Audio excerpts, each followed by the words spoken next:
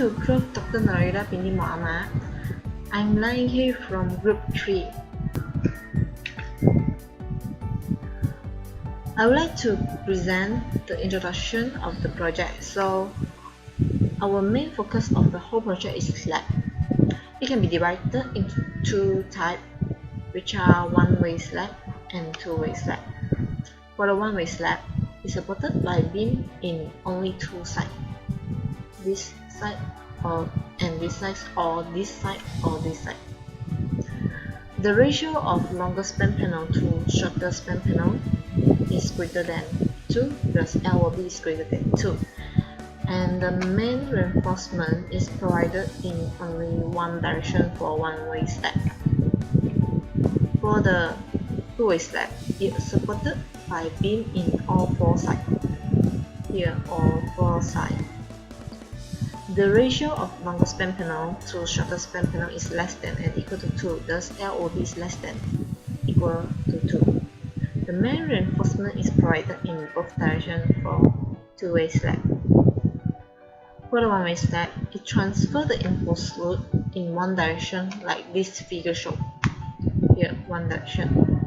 This one is the Y direction, or another direction is X direction. For the two-way slab, it transfers the impulse load in two directions, like this, both directions, X and Y direction, in the same time.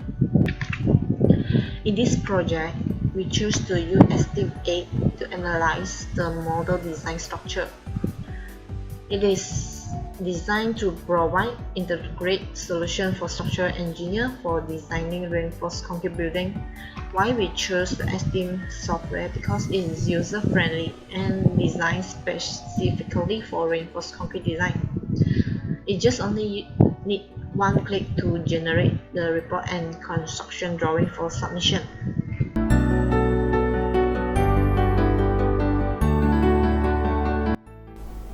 Good day, Doctor. I'm Ivy Ching Hui Chun. I'm going to talk about the literature review. First, materials. There are many types of materials that have been used for slab construction. First is reinforced concrete slab. This one mostly used for the construction industrial. And second is mortar slab. This one we use for the paving purpose. And the third one is timber slab. Next, I'm going to talk about the type of slab for reinforced slab. The first is flat slab. This one mostly we use for the high-rise building. And the second one is conventional slab. This one we always use for the low-rise buildings and mostly used for the construction industrial in Malaysia. And the third until the fifth one, hollow core rib slab, hardy slab, and also waffle slab. These three are not common in Malaysia. And next I will talk about the connections. Connection in reinforced concrete structure is very important because the connections or joints that have been used is used to transfer the forces or the loads supported by a structural member to another structural member without failure. There are some types of examples of the joint. The first one is concrete movement joints. The picture shows is single dover joint. And the second is post-tension concrete construction joint. This is a lockable joint. And the third is joining reinforcing bar. This one is reinforcement rebar couples. And the fourth is reinforcement continuity system. This one mostly used for the conventional constructions. And the fifth is column reinforcement. This is one of the examples of column reinforcement.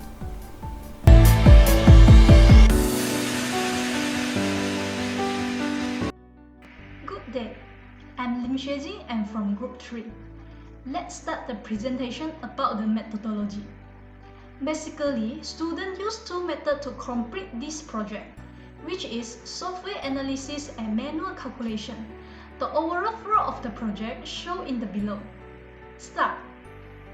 Application of STIN software to analysis the layout.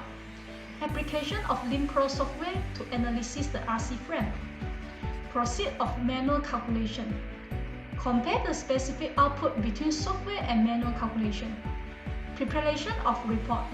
Preparation of video presentation. And the main purpose of application of STIN is software can assist in analysis of yield line pattern, analysis of collapse moment, and determination of bending moment and shear force of the slab. The second software we use is LinPro, which can easily to analysis the RC frame and also can determine all the bending moment and shear force of the RC frame. The detailed design procedure of both software can refer to report.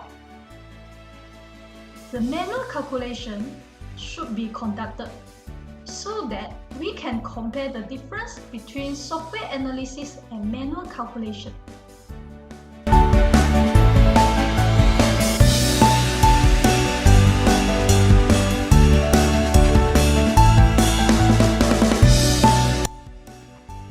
The following presentation is about manual calculation. First, we need to determine yield line pattern. Therefore, we can use the Ly over Lx to determine the type of slab. If Ly over Lx more than 2, it should be one-way slab. If Ly over Lx less than or equal to 2, it is two-way slab. And here is the yield line pattern. Next, we need to determine the collapse moment. To determine the internal work, we can use ML theta, but it is based on the slab support condition. If it is simply supported, therefore, summation internal work is equal to summation ML theta. If it is fixed supported, therefore, summation internal work is equal to summation ML theta plus M prime L theta. Then, we determine the external work. We can using the formula load time area time diffraction, but it is based on the type of load. If variable load, therefore summation external work is equal to summation load time area time diffraction.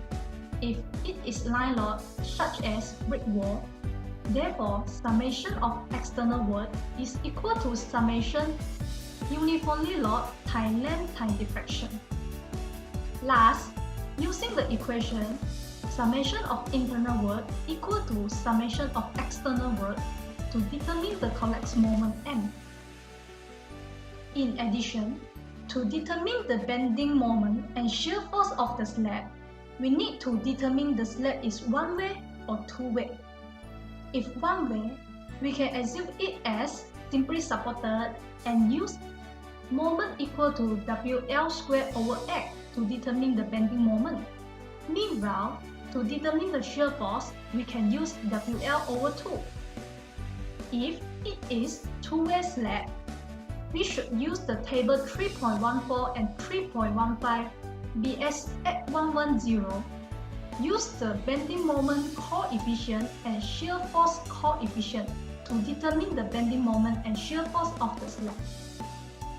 Now I will continue the part of manual calculation. So this is the primary data that given in the project instruction.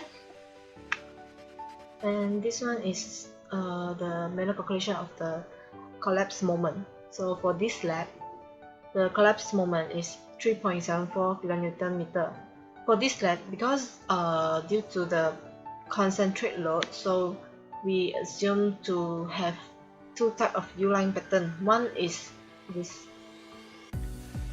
two ways, two direction. The another U-line pattern is circle around the concentrated load. So for the U-line pattern like two-way slab, so it is 12.89 kN/meter. For the circle U-line pattern, it is 16.71 kilonewton meter. So we take the largest collapse moment. For this slab, here we have the opening for the lift, and the side are installed with RC wall. So the final we get the collapse moment is 7.99 kilonewton meter.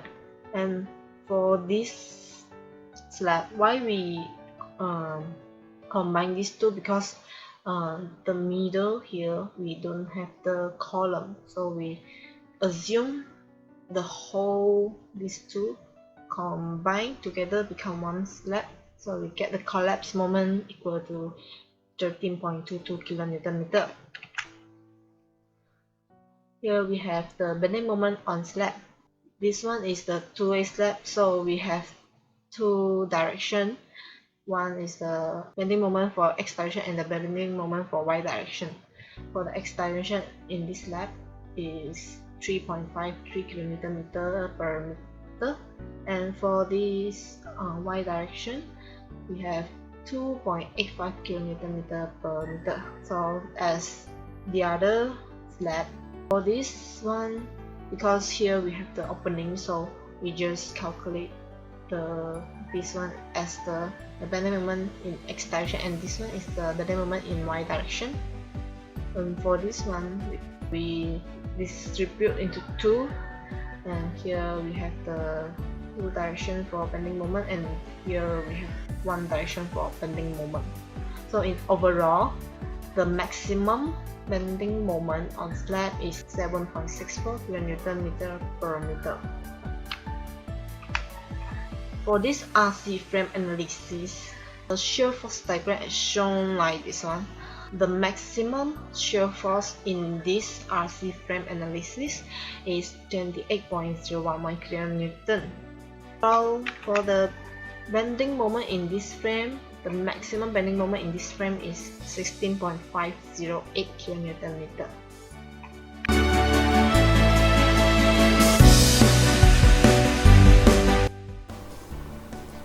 So next I'm gonna show you the software analysis that we obtained from STEAM. And first is the U-line pattern. This is the mesh line we obtained from the STEAM.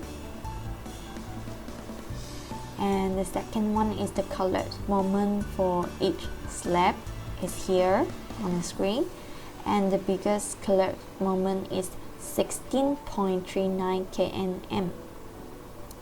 And the next is bending moment. You can see here you got 4 values here for bending moment at this support, and at the center we got the x value and y value for the bending moment, and each color represents for one slab. And the next is maximum deflections. So we got maximum deflection for each slab, and the biggest max deflection is here, 93.32 mm. And the next is the shear force diagram for the RC frame. We can obtain it here. This is the grade 3, and this is its shear force diagram. I'm very sorry because STEAM cannot export and cannot distribute these numbers to another place, so it was like this. And the biggest value for the shear force is 42.28, and so as the conditions for bending moment diagram, this is from the same grade 3, and the biggest bending moment is 32.55.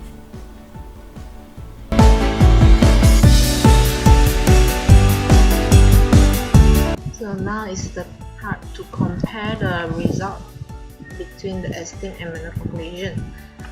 So the first comparison we do is collapse moment. From this table, we can see that the largest difference between the result from STEAM and manual calculation is in the slab FS2, which is 108.79%, and it is 5.63 kilonewton meter, while the smallest difference is in the slab FS3, which is 2.43%, and it is 0.41 kN/meter. For this bending moment of slab, we found that the largest difference and the smallest difference occur in the same slab, which is FS2, but in the different design moment. The maximum bending moment is occur in the design moment Y of FS2, which is 119.44% and is 1.72 kN/meter, while the smaller difference is occur in the design moment X of FS2, which is 10.35% and it is 0.91 kN/meter. For this RC frame analysis, we just compare the maximum bending moment and the maximum shear force. So from the estimate, it analyzed that the maximum bending moment is 26.32, or for the manual calculation is 16.51. The difference between these two is 9.81, and it just different 4.58%. For the maximum shear force from estimate is 42.28 kN, and for the manual calculation is 28.01 kN. Their difference is 14.27 kN and is 14.60%.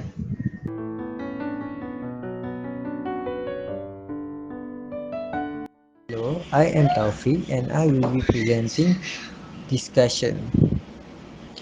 According to the manual calculation and the results that had been computed from Esteem software, we can observe that there is a difference in values for both methods of the analysis. The differences are probably caused of the age of the software, which is quite accurate compared to the manual calculations.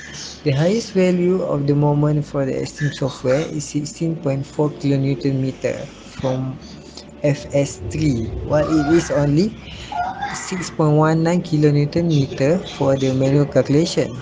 The particular reason for that is probably a concentrated load that was assigned on the slab. The other factor is the yield line. The yield line divides the slab into several rigid regions. Yield line pattern of the slab can be obtained from the Esteem software, and for the manual calculation, numerous panels had been produced while it is totally different through the assumption of the rigid regions. As the number of panels increase, the meticulous calculations will affect the moment value.